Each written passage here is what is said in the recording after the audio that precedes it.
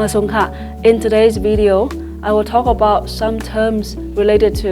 a rainy day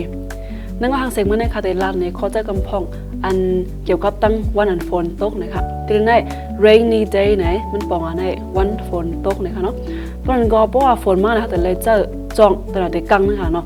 จองเนี่ยเขาจะว่า umbrella ในปองอาเป็นจองนะคะบางเจ้าซ้ำเต็มเจ้าจองเนี่ยเขาได้เจอเสื้อแห่ฝนค่ะเนาะอันนี้จะห้องว่า raincoat นั่นแต่ก็มันเป็นอันที่ว่าเสื้อโมกานะคะเนาะมันก็เสื้อผ้ายางนั่นเขาจะห้องว่า raincoat นะคะเนาะแทนนั้นซ้ำเพราะว่าฝนตกไหนมันได้ให้เราลิ้นในย่ำค่ะเนาะเตียนว่าลิ้นอันย่ำในเนี่ยเขาจะว่า wet ground ที่ใน ground แต่ก็บอกว่าเป็นลิ้นเมืองค่ะเนาะมันก็ ground เนี่ยบอกว่าเป็นลิ้นเมืองนะคะอันย่ำในซ้ำคนมาย่ำในมันบอกมันเป็นว่า wet นะคะเนาะ wet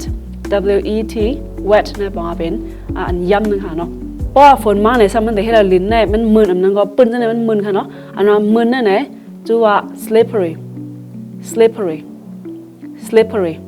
อันนี้บอกว่ามึนนะคะอันนี้มันเป็น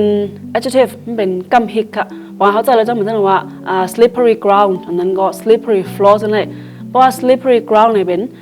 ลิ้นอันมึนติลิ้นอันมึนเพราะว่า slippery floor ในซ้ำบอกว่าเป็นเขาว่าปื้นอันมึนค่ะเนาะทีนี้เพราะเขาตัววันฝนตกเนี่ยมันแต่ละหันมันจะหนังน้ำอ่อนมันมีหิมตั้งเลยค่ะเนาะมันจะมันแต่บ่อยอะมันน้ำมันน้ำกับห้างไว้โจเก็บจังนั้นอันนั้นนั่นชื่อห้องว่า puddle อันนี้เป็นน้ำอ่อนมันมีเตียมจังเนี่ยเป็นแล้วก็มีหิมตั้งจังเนี่ยค่ะเนาะนั่นห้องว่า puddle นะคะก็ในซ้ำเพราะฝนแห้งเลยค่ะเลยมันจังให้เราเป็นน้ำทบนั่นก็เพราะว่าน้ำลบจังเนี่ยน้ำนองจังเนี่ยอันนี้ซ้ำเขาในห้องว่า flood นี่เป็นน้ำท่วมนะคะตอนนี้ก็ได้ขึ้นแม่เริ่มบันการออกเสียงมันตนาคอเจ้าในแค่นึงค่ะจองในเขาว่า umbrella